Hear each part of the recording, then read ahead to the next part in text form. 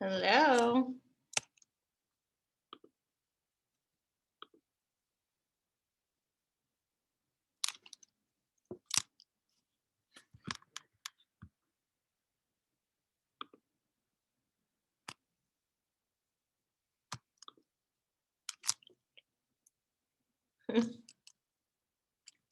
Oh, was I muted? You were.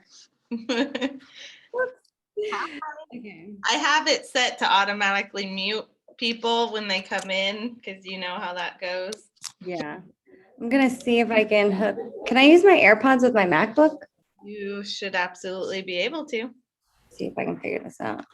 It's just under Bluetooth. Because my friggin' neighbor at the office is loud as fuck this morning.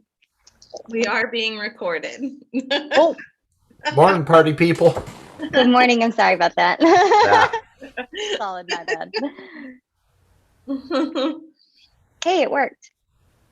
Gosh, iPhone stuff is so easy. Isn't it? See, It's just the easiest. Oh my gosh.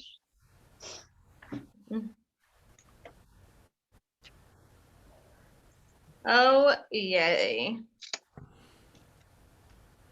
Awesome. My flooded house, they finally got their insurance check. That's good. We can begin renovation. We've got 2 minutes until we start. Lewis said he was running 10 minutes late. He joined at like midnight last night. I don't know. No. It's like, I woke Just up testing this it. morning. It was like, Lewis, join the room for contracts. I was like, yeah, pretty sure it's not midnight. That's funny. Oh, Scott's all relaxed now, coming back from Jamaica. nice. Yeah, except James Avery's making me pay for it. Oh, really? Oh, Well, even though it was a business trip and I had to have a negative COVID test to go to Jamaica, a negative COVID test to come back to the States, James Avery's making me do a 7-day quarantine with another negative COVID test. But wait, it gets better. The tech at Walgreens screwed up and didn't label my vial before he shipped it off for processing, so it wasn't processed. Now James Avery's trying to tell me it's going to cost me a no-show today. But I'm like, wait a minute, it's your policy. I've done everything you've asked me to do. So, So are they not letting you to go to work? nope. And are you actually quarantining? We're not recorded. I'm kidding. We are. As far as they're concerned, I'm quarantining, but I have a life to live and a business to run. Right. We have 1 minute till we're getting started. Party people. Yep.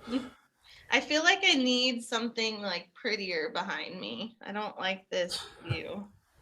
Can't I you just change your took my- background? Ooh, yes, I can I? Yeah. I just took my 9x15 green screen down so I don't have to use a background today. I I use don't that know how to enough. change. How do we do it? Shoot, hit the 3 dots at the top of your Yep. thing, and it says choose virtual background.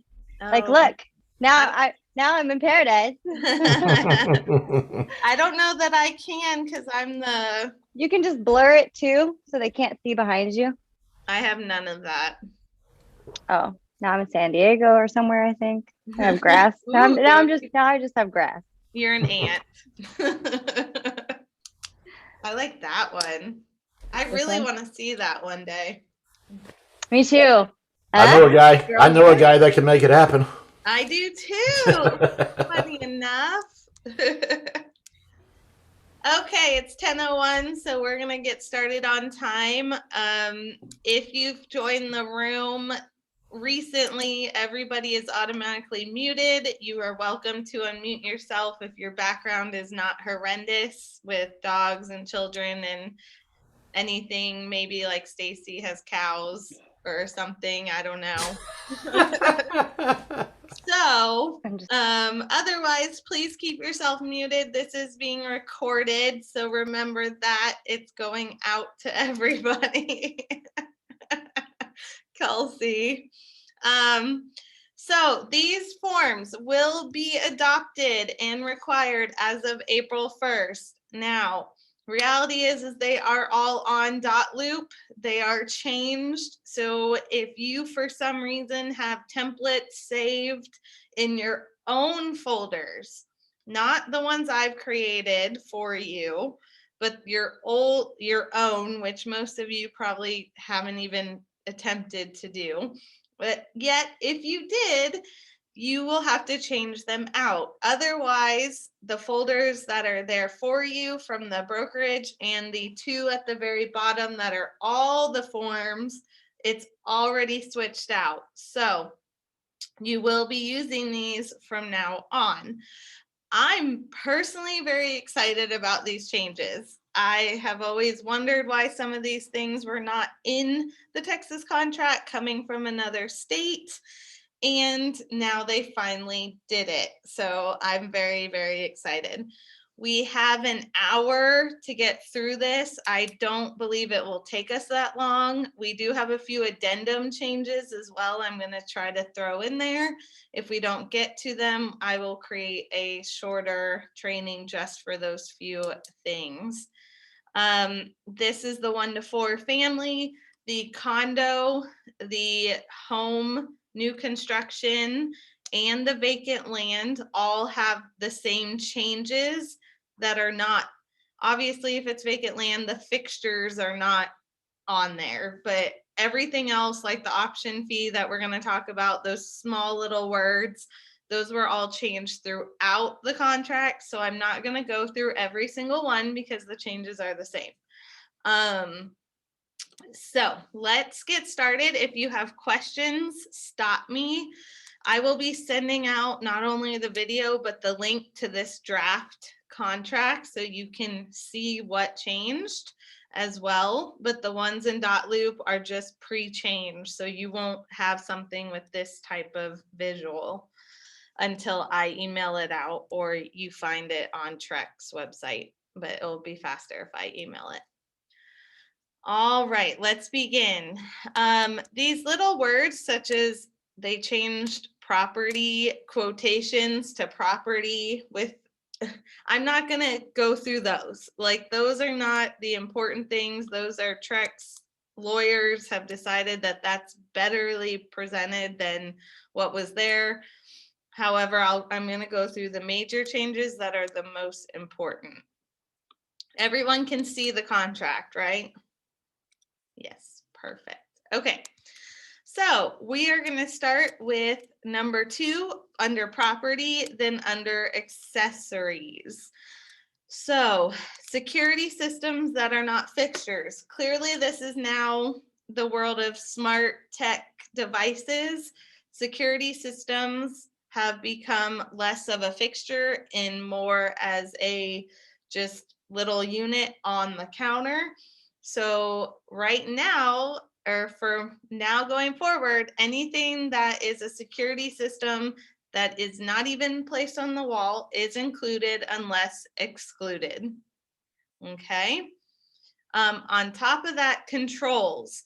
So software, applications to control the improvements and accessories, such as what? Nest, such as the camera, security cameras, such as the security systems, maybe any tech surround sound. All of that is now considered an improvement, and the controls for them are also fixtures. Now let's be real, a lot of stuff is controlled by our phone. So you need to make very clear that if there is a device, a remote for something, then you want to make sure the owner knows that has to stay, and that the security systems, the Ring doorbells, the cameras outside, the Nest system, what else? Alexa. Well, I have a question on that. You just said Alexa. Yep. I'll use Michelle and I as an example. We have a Ring system. I understand that stays. We have 5 Alexa devices in our house. Mhm. Those just plug into the wall and connect via Wi-Fi. Are those now included? Because they have other uses than operating that security system. This is going to be a big cluster. It is, and further down, it gets even more specific. So the Okay. answer is yes, because later on it does talk about anything that controls any fixture is now considered a fixture. So the answer is yes. And you'll see that later on, they've made a whole section on it on defining smart devices. So we'll get to that. Okay, so is this going to also be like grandma's favorite chandelier? Just take them down and it'll take them out of the equation before it goes live? That Because those devices can be controlled by a free app that anyone can download on Android or an iPhone, so they don't have to be controlled by an Alexa device. correct. Let's get to the definition and we'll go more in depth into that because yes, it does get sticky. I personally tell my clients anything you want, smart device, take down. Now the challenge with that is people want the probably security wall showing. So we have to make very certain that if your client doesn't want to take them down, that we put it as an exclusion. Make it very clear that it's an exclusion up front.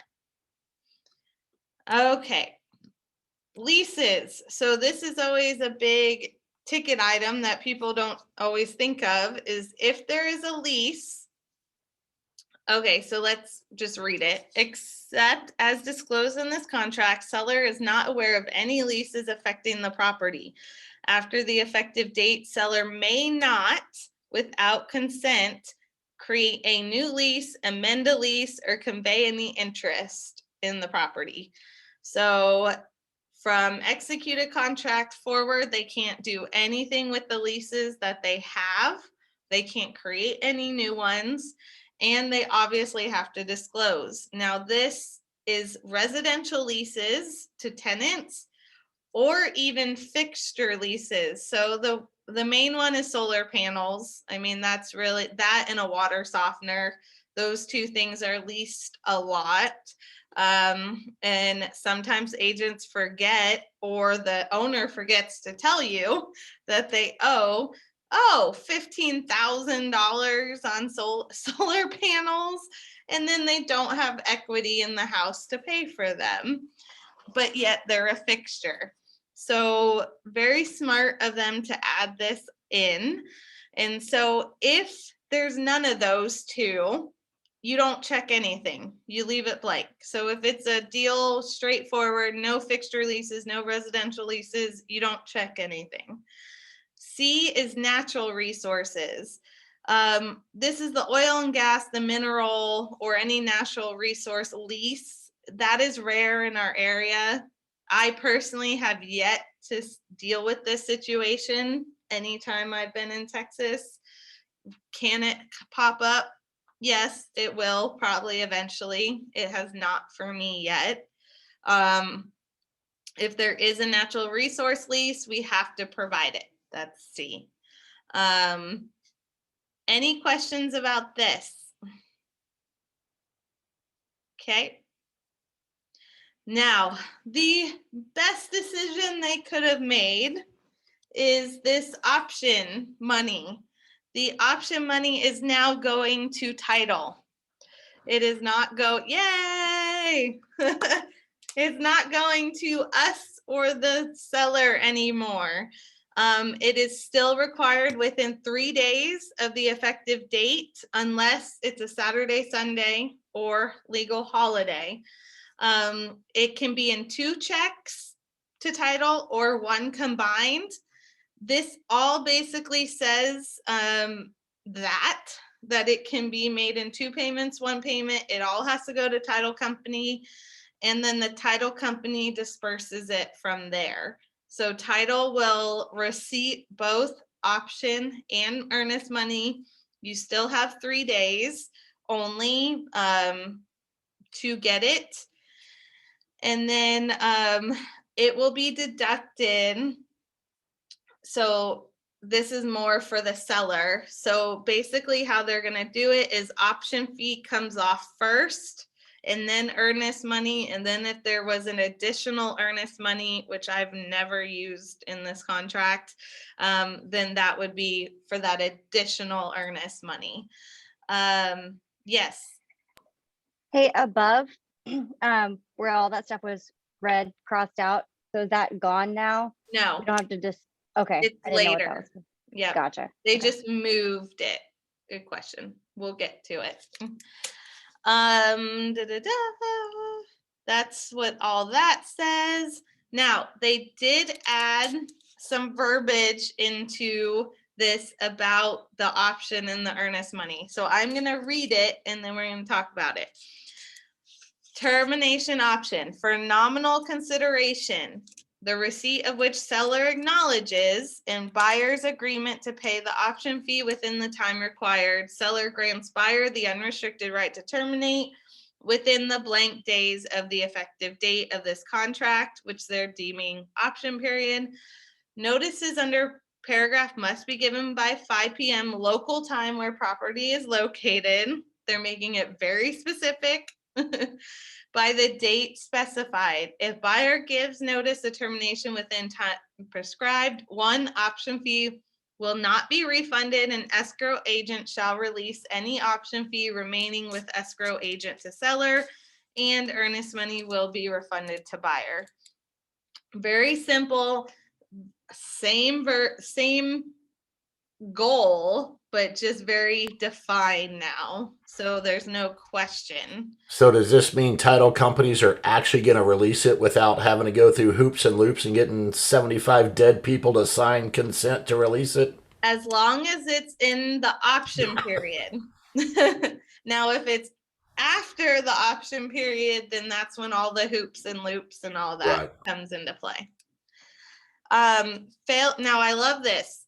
Failure to timely deliver earnest money. If buyer fails to deliver the earnest money within time required, seller may terminate this contract and seller's remedies under paragraph 15 by providing notice to buyer before buyer delivers the earnest money. So now it's very clear that they're not going to get away with just not giving earnest money. So if they don't deliver earnest money, we get to move on.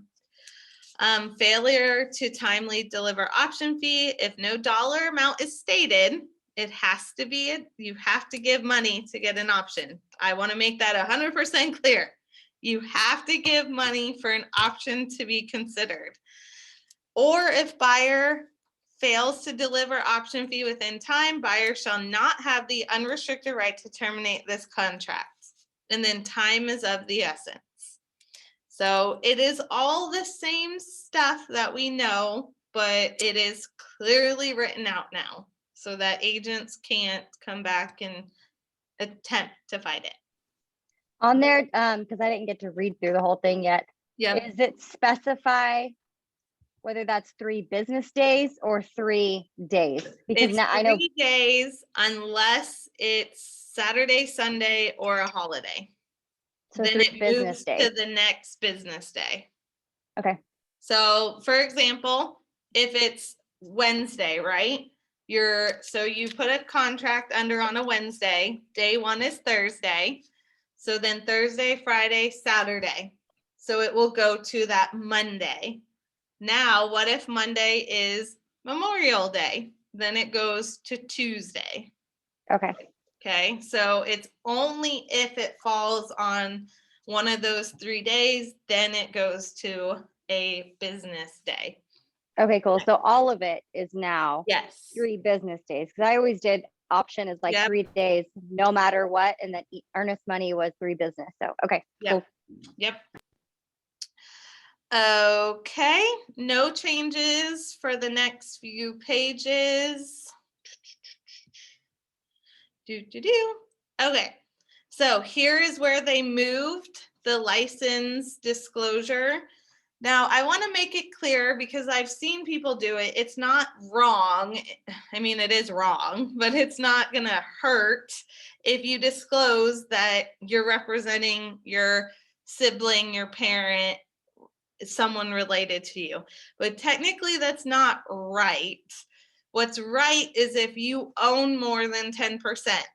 So if you are going to own more than 10% of the property, or if you do own more than 10% of the property, or if you're a trustee, so if it's being bought in an LLC or a trust or anything where you can own more than 10%, you have to disclose it. So I see a lot of people are like, I am related to the buyer. You don't have to do that. It doesn't necessarily hurt it, but that's not what goes in that spot. It's if you own more than 10%. Broker's fee. So they just they put a few words, or I don't even think they put, no, this the same thing. They just put B. So all obligations are payment of broker's fees in a separate agreement. So there we go. Okay, so this was where they added the leases before, and now it's a whole new section. So that is gone, except they kept after the effective date, seller may not convey the interest in property without buyer's written consent. So they just left that portion there. Now let's talk about smart devices, because here's where they talk about smart devices.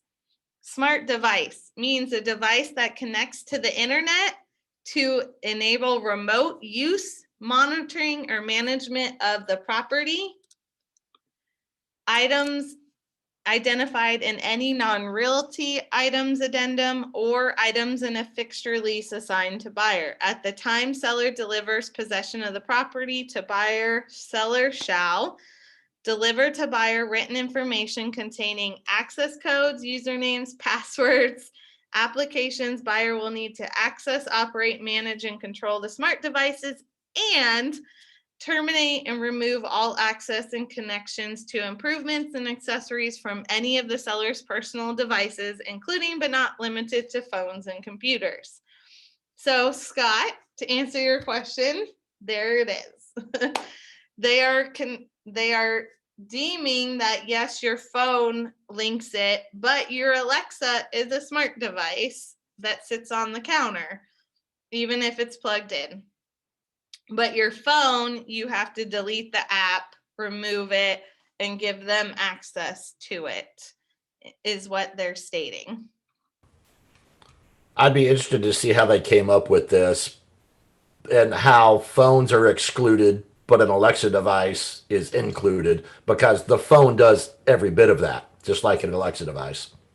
I agree with you. I mean, I have multiple of them. It'll be interesting to see how buyers act. Lennar, for example, Don't start. is giving them Alexas at closing. So that is their closing gift to buyers. They have Nest, and then they have the Ring, or at least at my last sale, they had the Ring and the Nest, and then they gave an Alexa. And so that was like an all encompassing package now for builders. So I feel like almost buyers are going to start expecting them in houses. It will be interesting to see how this plays out. It might be another year or two before buyers are like, well, no, I want that. Like that. I know Rings, a lot of people, it kind of goes 50-50. Like I had a Ring on my door and I excluded it when I sold my house and moved it with me. And the buyer didn't make a big deal about it. But I had, another deal where they had a Ring and the buyer demanded it. It was like, no, I want that, even though the seller wanted to take it. So we're just going to have to, it's in the contract that it stays. So You have to Ring get makes sense. It's my 6 Alexa devices that adds up. yes, it does add up. So either you exclude it right up front, right? Is my best, because I personally want my security system while I'm showing my house. Like, I mean, most sellers may want to know who's coming in and out, and have that feature still, but we have to make it very, very, very clear with our clients that smart devices, Alexas, what else is there? What's the other one? I know there's another one. Well, Google Assist. There's Yes, also Siri. yeah. Is Siri an actual thing now outside of our phone? I think they have a Siri driven speaker, but yeah, I Okay. don't know. Yeah. So anything that plugs in that is controlling your thermostat, your security system, and your TV, anything that's operable, or let's say not TV because that's not a fixture. But lights, I mean, these things are controlling your lights in your house now. So anything that controls a fixture in the house, aka an Alexa or Google Assist, would be considered a fixture now. So we need to put as an exclusion on the MLS under exclusions on a separate document. I would plaster it if your client expects it to go with them as an agent. And as a brokerage, we are going to plaster that everywhere to make sure that you're not paying for an Alexa at closing. I like when on the attachments, there's a separate exclusion list Mhm. and you have to have it signed by everybody. I think that kind of covers you on And top of what putting I'll in the do, MLS. I'll make one with our letterhead and stuff. I'll get one made so that we have a separate attachment that it's in it on the exclusions on the MLS, and you're going to put it either in the exclusion section, you're going to say see exclusion addendum, or you're going to write it. If it's only one thing, I would write it and have the addendum. Like, it's better to overprotect yourself on this stuff. Or if you come to me because we're getting sued or told we're not closing, guess who's buying an Alexa? You are, not me. So just throwing that out there. And that's, I mean, that and the option are the two biggest ticket items of this change. So really we need to hone in on that, but obviously there's other changes as well. 18. So this is also actually very valuable. It's important to you guys, but it's more important to title. So they are now writing in that the escrow agent may require any disbursement made in connection with this contract to be conditioned on escrow agent's collection of good funds acceptable to escrow agent.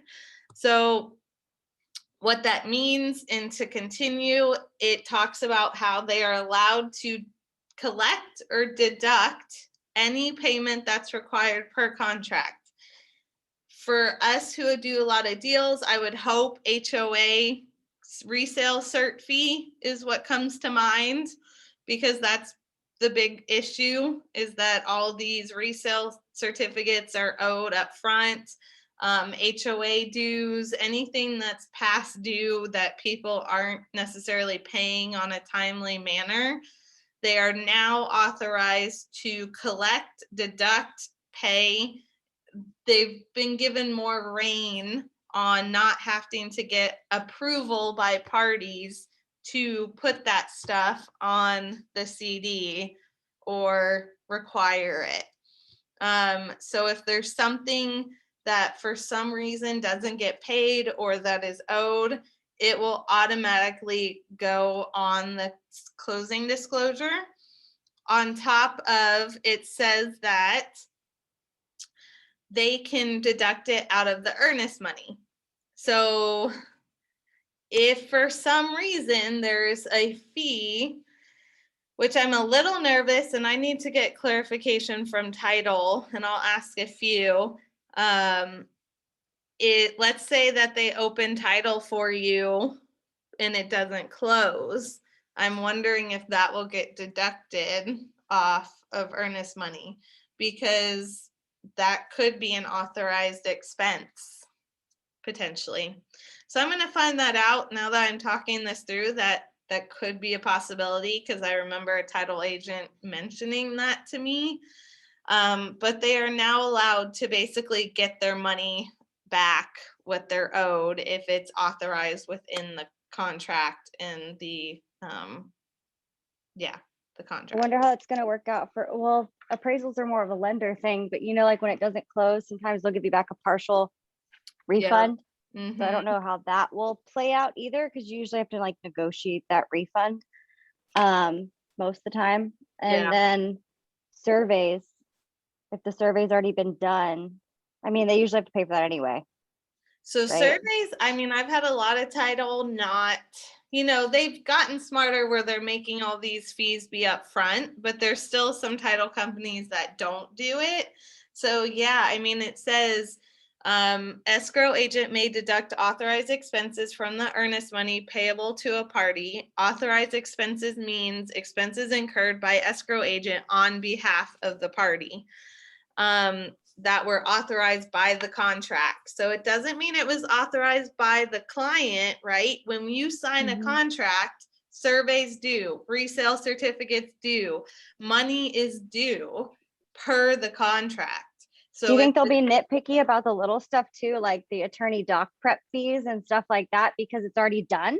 they technically could. And I mean, technology fees and all that little tiny fees? the only fees I wouldn't think that were authorized would be like the closing Texas $2 per contract fee. Like, and I don't know, I wonder if that's going to include the title fee too.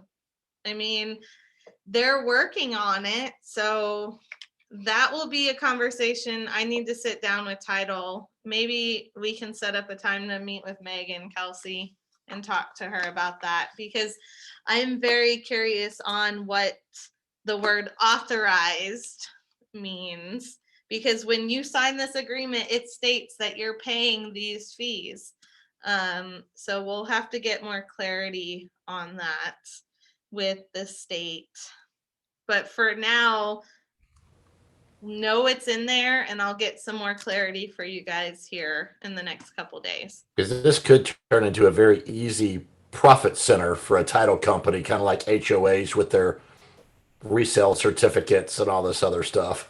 Well, remember, fees are still regulated by the or by the national consensus. However, I wouldn't necessarily say that they're profiting, because they are. It's like us, right? If we don't make money, we're technically in a loss. So Right. we're doing work per hour. We're technically negative if we don't close a deal. If you think like a business, title puts how many hours, they're paying their employees salary. So if they get the fee, no matter whether it closes or not, they're technically getting what they're owed. But for us, it's kind of a shot in our back, because we're still not getting paid, but then they may be getting paid. So that is interesting, right? That maybe because we're not salary and we're not taking on those straight expenses, they're not putting that verbiage in for us, but they are for title.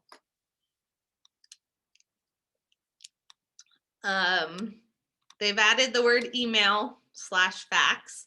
So now there's 2 spots for emails. So if you have 2 sellers with emails, you can put both sellers or buyers email versus a fax and an email. I mean, I don't know why they just don't take the word fax out. And then we've got the addendum regarding leases, residential leases and fixture leases, which I'll pull up here in a minute. And then they just removed the entire option fee section and clearly added it up at the beginning.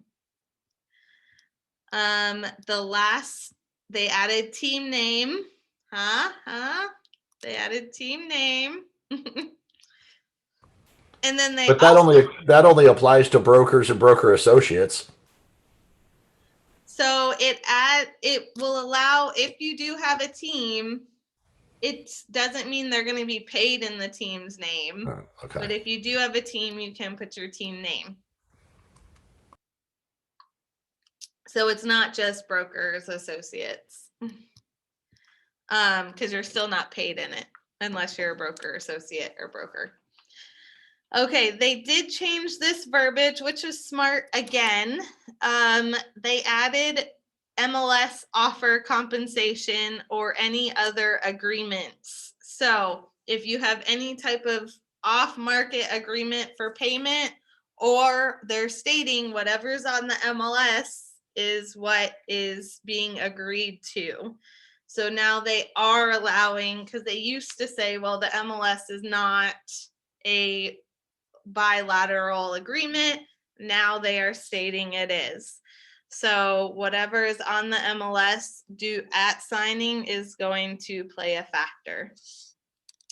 And that is the reason I asked for the, by the way, just to plug in the fact that your contracts are due within 48 hours. I said 72, but let's go 48 because it's not happening right now. 48 hours of execution. And this is one of the reasons, because you want a copy of the MLS so that we can know that if they go and make any changes later on, that we have proof of what it looked like at the day of signing. So please, please submit your contracts on time. And even if you don't, download the MLS page the day you execute so that you know exactly what it looks like. Obviously, MLS has record of changes, or HAR does. However, if you don't realize what it said, then we may not be able to prove that it changed, right? So please, please, please, the minute you execute, download the MLS. Even if it doesn't say pending yet, just download it the day of execution. It will help you potentially. And now they changed the word from seller or listing to escrow agent, because that's who will be receiving them. That is the new contract. So let's go and pull up the leases. Or you know what? Let's do the sellers. Could you go back to the option period thing real quick? Just I want to make sure I Yeah. know how to fill that out because it's different. It looked different. I didn't have time to really. Yes. Yeah. So it looks funny on here. It won't look as funny on the actual contract just because they've underlined it all and it's not underlined when you open a contract. But it's going to be buyer must deliver to, and this is the escrow agent. Then at their address, the amount of earnest money, and then the amount of option money. Down here is where you put the days.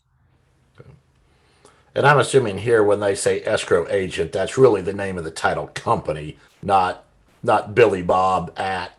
So Because in the I other always place, think it both. really is the title company name, not the name of the escrow agent. So they state escrow agent. So, I mean, I do both, but it's not wrong to do either.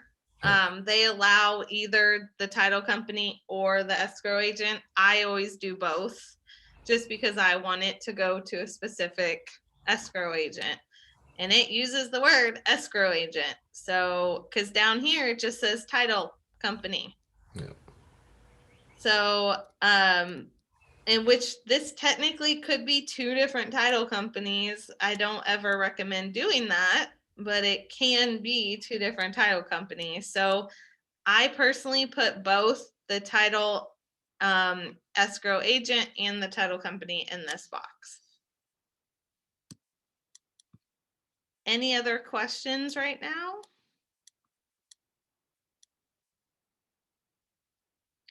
They took out the quotes. I think that's so funny. Okay. What do you see now? Do you still see? It's still the 1 to 4. Okay. Yeah. let me new share. Okay. Now this one, for some reason, I couldn't find the one where they mocked up like I did the 1 to 4, but I can tell you what was added. Okay, all of this is the same. Here's the seller's disclosure. So they added the word, I believe this wasn't on here before. I would have to delete, but other leased items. And then if yes, described. So there is security system, there is water softener, there are solar panels. So really there shouldn't be many other leased items, but if there is, it would go there. Septic sewer, this is all the same. Not working, all the same. Okay, so mark yes if you're aware. Any fault lines, single blockable main drain and pool, hot tub, spa. So, and then previous use of premises for manufacture of, I can't even pronounce That's it. been on there. Methamphetamines. That That's has been on there? Yeah, I don't remember seeing that. it is. I only know it because I had a client that accidentally checked yes on every box. And I was like, well, this is the worst property ever. Like, I think I remember that. Single lockable main drain. I don't even honestly know what that is. It's So older that- pools, yeah. and those are the ones that have sucked a few children down and drowned them. Really? Yeah. Oh my goodness. Yeah, it creates Yeah, that's a real thing. it creates a suction thing, so it's really dangerous actually. Oh my I would be surprised if there were I'm sure there's still some out there, but most of them have been taken care of. It clearly happened Yep. recently because it showed up. I mean, just the normal, are you aware of any item or system that needs repair that's not disclosed? This is all the flood stuff, which we know was added before. Have you seller ever received assistance from FEMA or SBA for flood damage? Just a reminder. Okay. So obviously there's a difference between FEMA, SBA, and insurance. So have you ever filed a claim for damage other than flood damage with insurance? And guys, I'm just reiterating this stuff, not that it's new, but I've seen it happen where you don't disclose this stuff. It is in a system, it's in a database. So if a buyer goes to get insurance, that insurance will see the claims that have been made. Oh, yeah. And so it is claims for anything, not just flood damage. It is for any insurance claim. So if they did, they need to mark yes and explain. And then have you ever received proceeds for a claim and then not use the proceeds to make the repairs? Because I'll be honest, when the Harvey happened, I had a ton of sellers do this, where they claimed it or got the money, put the house on the market, kept the money, claimed money, and took the house money and ran. So they have to disclose that. And then of course, smoke detectors. And you've got all your utility I providers. have a question. What if you do have like a sketchy client that did that, right? They Mhm. disclose it because they want to be honest. Yep. Are they going to have to go back and give, like, what's the repercussion for that? Because I think a lot of people are going to be like, no, I didn't do that, because they don't know what could happen. So, good question. From my understanding, they don't have to use the money Okay. to fix Right. up the house. They just can't have open, the claim has to be settled within a certain time frame of the sale. So it's just, I think, more for making sure there's no open claims left on the house. The buyer should be aware of any claims that could potentially be out there. Because I know that fun fact, I didn't realize some agents didn't know this, and I just found this out recently, that you can actually go to a previous owner to open a claim for you as a new owner. So for example, my brother and I did this for his house. So he bought his house, and this was years ago. And within a month, the house or the roof started leaking.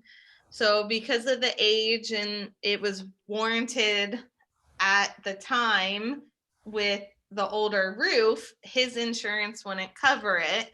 So we went to the previous owners and asked them, because the damage is being said it happened during a hailstorm or whatever previously.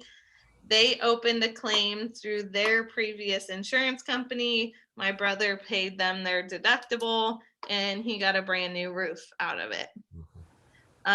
So that is a lot. I mean, anything that could have happened prior to them owning it, that can obviously be proven. Like I had one just now that I'm helping with property management.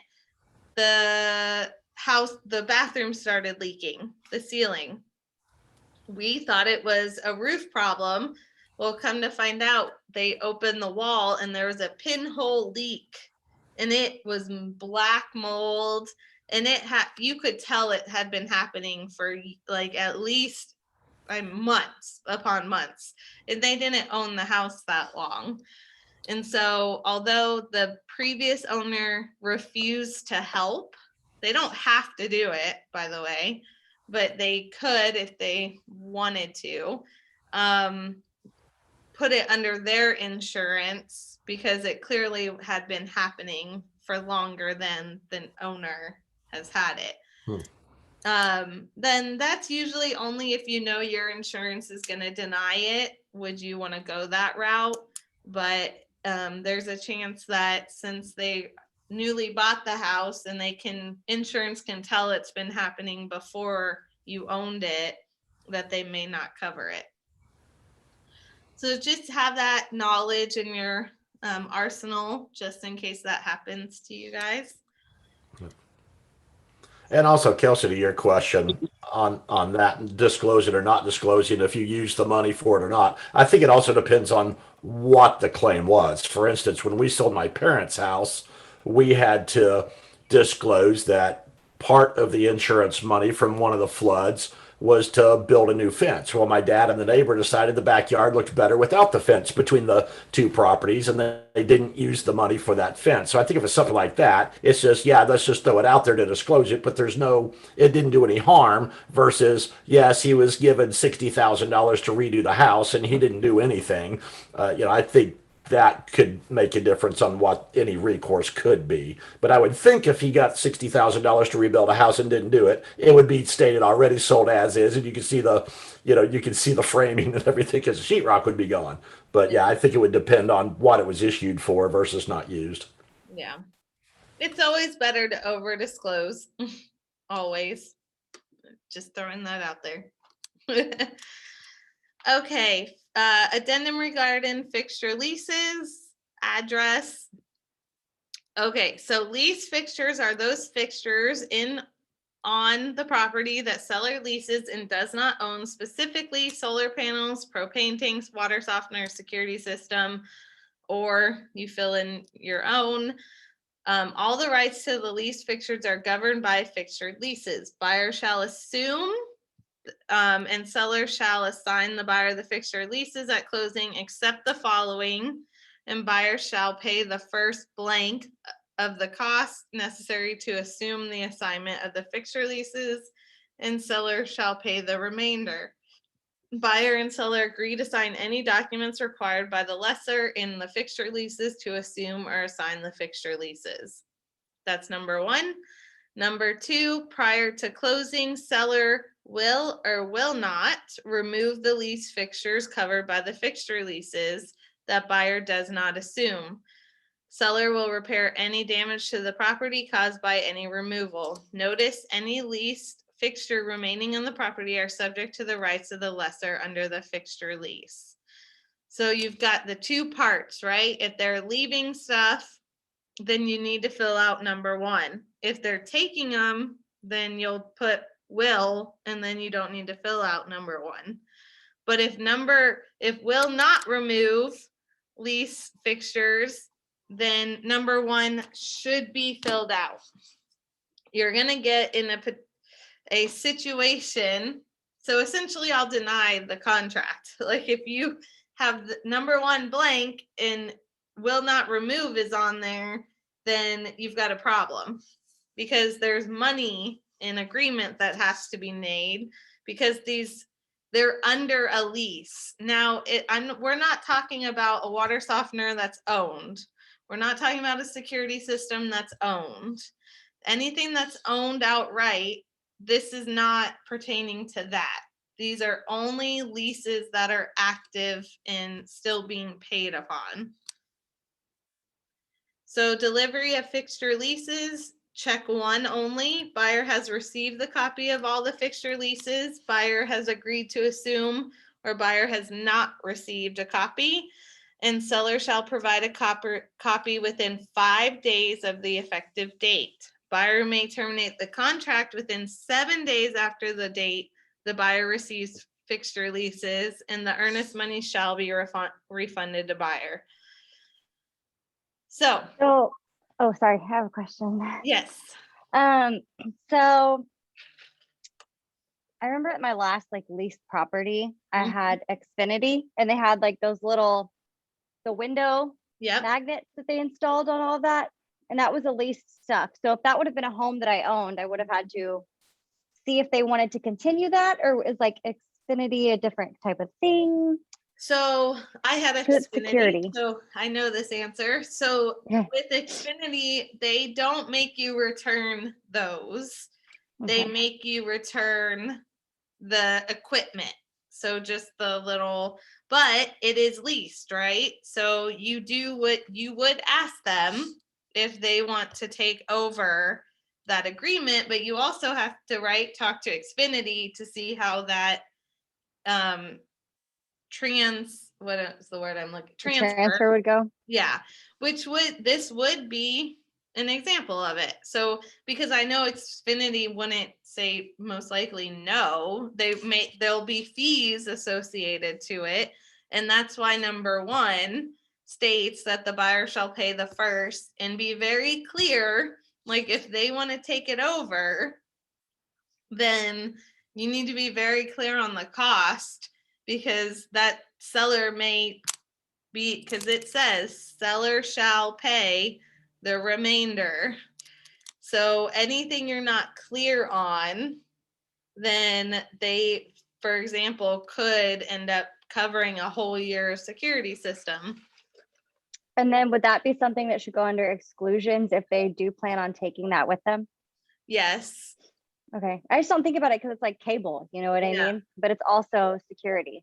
It's frustrating, to be honest, because security system is like, at my last house, I had a package of my internet, I got security system, and I got cable all in a package. And so I was going to cancel. I was transferring the cable and the internet, but not the security system. But technically I'd have to disclose that now. So to be very clear, yes, if you've got a security system that's being paid on monthly, then we do have to disclose that. And I personally would say, let's just exclude it. It's going to be less sticky if we just automatically say that the security system is excluded. And we'll just say we'll remove the lease fixtures. I mean, and they may have to go around and pop off those little sensors and remove them, because I know Xfinity doesn't take those back. They just take the actual hub back. So yeah, I mean, it adds another layer to our job, but then there's a lot more clarity around it too. What about satellite dishes though? Lana? Because most of those are leased. That would play in a factor too. Yeah, it's interesting that they put all this new stuff, but they don't list something that's been around longer. That's true. Satellite dish isn't even on there. Lena? Yes. Hey, okay, I wanted to make sure you could hear me. Hey, can't they just state that this home is pre-wired or designated for this type of, work, however the system is off, like you do with any security system or anything that, the previous owner had. Just say this is closed, as hey, this is, set up for this, however it is off. You as a homeowner have to turn it on. Because I don't see why, popping everything up, taking things down when the current buyer could possibly want that. And you just let them know, hey, it's up, but you just have to activate it. Is that too much to? So it's a Like, fixture. why? So if you Yeah. have a lease, if you have one that's pre-wired that's not active, then to answer your question is yes. If it's active, then that's now plays a whole different ball game in this contract.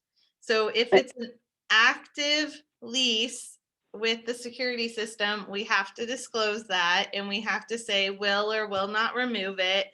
And yes, we could say, well, do you want us to take down the sensors? That's definitely a conversation you can have. But in this agreement, we are now having to state that if there's an active security system that is a fixture to the house, which it is, then we have to fill out this addendum. If it's a owned system, that's a whole different situation. I see. Okay. Because a lot of these houses have the old owned alarm security systems. Those are not what we're talking about. We're talking about anything that's active with like ADT or Xfinity or I don't know them all. Okay. And I'm sorry, this is a lease contract you're referring to now? No, this is a still the 1 to 4. Oh, okay. Okay. If it's an active security system that is hooked up with a company that you do not own, we have to fill this out. Or you have to cancel it prior to listing. Right. Well, just cancel it. Well, I don't get why they added this section here. This number 4. I really don't get why they added that. No, if you leave and you're selling, just shut everything down.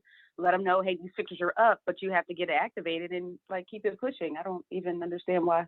Well, because it's active at the time. What I'm saying is either deactivate it prior to listing. Yeah. Or exactly. because they're saying it's active while it's listed, which then becomes a fixture of a contract. So that's why. Oh, God. Okay. Okay. Yeah, those are just technicalities that, Yes. you just disclose it and, it'll So be if active it's until I sell the home. However, when Yeah. this home is sold, it'll be deactivated. And no, it's not going with me, or yes, it is going to say. And that's what this addendum is stating. Oh, gotcha. I guess because it's been an issue in the past. Because I'm like, I Yes. still don't understand why it was even added to the contract. I guess people over time just didn't make that clear. So when Correct. they sold the home. Okay. Okay. All Yep. right. That makes sense. Okay. Exactly. Yeah, So what it does for us as realtors is confuse the heck out of us. I'm like, well, what the hell? yeah, it Why is it confuses for? us What and adds to our I'm job. like, I don't need any extra verbiage. Okay, we want to keep this as clean, as simple. Disclose everything up front and keep it pushing. Yeah. Is it staying or is it going? Is it active or it's not? Is the panels paid for or it's not? I don't know. You're gonna help me pay for it or you're not. Like, okay. It's not effective unless it's in writing. So Yeah, that's right. now That's it's in right. writing. Okay. So Great. this is the other new lease addendum, which is addendum regarding to residential leases, which I think is very smart of them to do. So if they are buying a house that there is a lease in place, a tenant in the house already, it's stating that seller may not execute a new one or amend the one that they have. And then A, termination of the lease. All residential leases must be terminated by closing. Seller shall deliver possession of the property in accordance to paragraph 10 of the contract with no tenant or person in possession or having rights to occupy the property. Now, they cannot amend the contract. They cannot amend the lease. So it already has to be month to month or ending for A to be correct. And it says it in bold right there. Notice this paragraph will not amend or terminate any existing lease. So you can't just mark A and then say get the tenant out of there. Their lease has to allow for it. Okay. B, assignment and assumption of residential leases. Existing residential lease shall be assigned by the seller and assumed by the buyer. So they need to deliver the lease. So either A, they've received the copy of the lease or leases, or buyer has not received a copy, and seller shall provide a copy within 3 days the effective date. Buyer may terminate the contract within blank days after the date buyer receives the residential leases, and earnest money shall be refunded. So I just want to make note that both these addendums are extra ways for them to cancel the contract. If you haven't noticed, there is on the previous addendum 10 days, they have 5 days to provide it from effective date, and then 7 days after that to cancel due to it. So that's an extra option period, pretty much, with the fixture lease addendum. And then this addendum is they have 3 days to give it, and then you actually write in the number of days until they can. So obviously, if you're the seller, you want little amount of days. If you're the buyer, you want 10 days. Like, it depends on who you're doing. 21 days. Yeah. As many days as you can get. So, but in all reality is I never let my buyers have that many days to make decisions, because that doesn't help anybody. So I personally would probably put like 5 days in there. 3 to 5 days I feel is a good amount of days to review the leases. At closing, seller shall transfer all security deposits, if any, to buyer. At closing, buyer shall deliver to the tenant a signed statement acknowledging that the buyer has acquired the property and is responsible for the return of the security deposit. And then accept as described below, and to the seller's knowledge, the residential lease is in full force. No tenant is in default. No tenant has prepaid any rent. No tenant is entitled to offset against any rent. There's no outstanding tenant claims against seller involving the property. There are no pending disputes. There are no other agreements, options, or rights outside the lease. And then if something is inaccurate out of those statements, you write what's necessary. Seller will promptly notify buyer if seller learns that any statement in paragraph B3 become untrue after the effective date. Seller shall cure the condition within 7 days, or they have 5 days to terminate after the expiration of the 7-day period. Otherwise, the buyer waives the right to terminate if it's past those 5 days. These are it. These are the major changes to the contracts. Any questions, comments, or concerns?